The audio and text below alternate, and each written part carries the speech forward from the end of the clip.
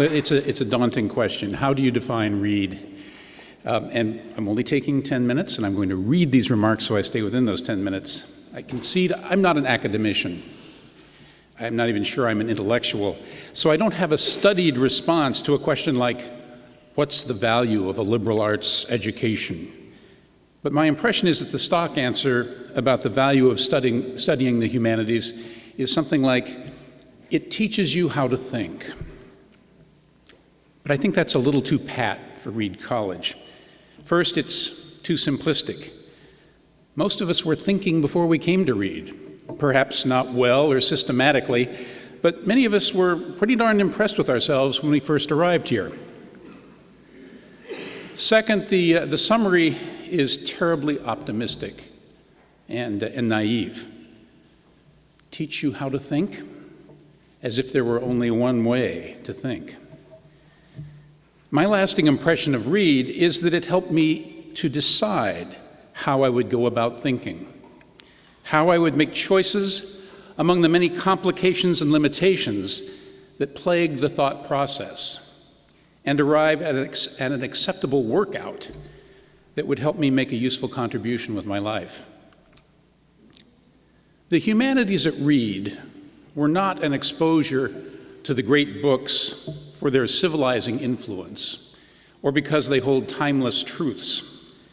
Rather, at least in retrospect, what we learned by studying the development of Western thought were important lessons about thought itself. This was thinking about thinking. It was a journey that made us more aware of the limits to rational analysis, of observation, of self-awareness. A healthy skepticism, not merely about doctrine or dogma, but even about the boundaries of academic disciplines, accepted teachings, or the thought process itself. I probably took longer than some to conclude that I really didn't know anything. For me, the final awakening was reading Thomas Kuhn's The Structure of Scientific Revolutions. I think it was John Tomsich who assigned the reading. I can't even remember the course name, maybe American Political History. But Kuhn traced the history of the scientific method and its use. I think of the scientific method as, the last bastion of rationality. But he demonstrated persuasively how the power of dominant paradigms has consistently stifled the development of hypotheses that once they overcame the social and professional barriers within the scientific community, inevitably destroyed the dominant paradigm and accepted teachings. Hey, I thought, if you can't trust the objectivity of the scientific method, if even the people over in the Phys Bio building can get wrapped around their own axles, how do I figure out what to believe? The fundamental lesson I gleaned, I think, was that a little humility is in order. And as I learned too well in class discussions, humility is preferable to humiliation. The precarious nature of the thought process is, I hope, still being made apparent to Reedies, but it was certainly reinforced by the circumstances that dominated on this campus during the 4 years I was here 40 years ago. The summer before my freshman class entered Reed saw the assassination of Robert Kennedy and the disastrous Democratic National Convention in Chicago. Nixon was elected in November.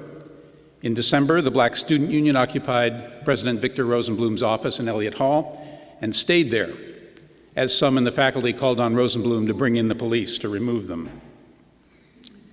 Even as the demand for a Black Studies program split the faculty, students began to demand a power-sharing arrangement for college governance between the Student Advisory Council and the Faculty Senate. The so-called tenure crisis is described in the current issue of Reed magazine. The faculty was publicly and bitterly debating the merits of the humanities curriculum while I was enrolled in Hum 210. Hey, are we supposed to be hearing this? Those arguments came to a head in my sophomore year, as did the war in Vietnam. The invasion of Cambodia led to the Kent State killings, the police riot in Portland's park blocks, and for me, an afternoon in jail. By my junior year, President Rosenblum was gone. Nearly all my freshman classmates were gone, or at least taking a year or two off. Mason Druckman, Kirk Thompson, Howard Waskow, and Millie Howe were gone from the faculty, and some of them were starting the short-lived learning community experiment in Northeast Portland. The college was nearly broke. Relations between students and faculty, faculty and the trustees were rocky. Excuse me. Thank God we had Jack Dudman. But then in my senior year, our third president in 4 years arrived, the man who ended up leading Reed forward out of chaos. In addition to being a strong administrator and fundraiser, Paul Bragdon looked like a college professor, with a broad smile and a firm handshake. By then, I too had gotten the grip. Yes, I'd learned to doubt conventional wisdom and even my own powers of analysis. I had learned that things fall apart. But I finally also learned that I had to keep thinking and to find and apply a method of analysis that would permit me to do something useful. It also helped that while I was at Reed, I was hit by what the late Oregon vintner David Lett called the cosmic brick. The realization that I knew what I wanted to do with my life. From an Earth Day 1970 teach-in Ann Squire's biology lab to a thesis on the limits of the new National Environmental Policy Act, I developed an aching desire to be, of all things, a lawyer, an environmental lawyer, and save the planet. Of course, the things that we were reading in 1970 and 1971 about the imminent collapse of the planet, the Club of Rome report, Paul Ehrlich's population bomb, and other writings, have proven to be wildly inaccurate and alarmist. We weren't going to hell in a handbasket by some date in the 1990s, but we are going to hell in a handbasket. That was my leap of faith. I saw enough evidence of the strong connection between human consumption of resources and threat to the ecosystem that I was willing to act on it, knowing full well that, given the nature of knowledge, I could never be sure I was right. Did Reed give me the intellectual strength to come to that conclusion, or did it simply fail to beat it out of me? I'll never know, but I prefer to believe the former. So, the Reed system was put through a real stress test between 1968 and 1972. How did it perform? With professors absorbed by multiple anxieties, students distracted by external threats as well as campus politics and turmoil, with the institution itself on the ropes. How did the class of '72 do? Well, my first clue was in law school. I immediately realized the incredible value of teaching at Reed by comparison with the teaching I encountered at Oregon, with the delightful exception of Professor and Justice Hans Linde, who's here this evening.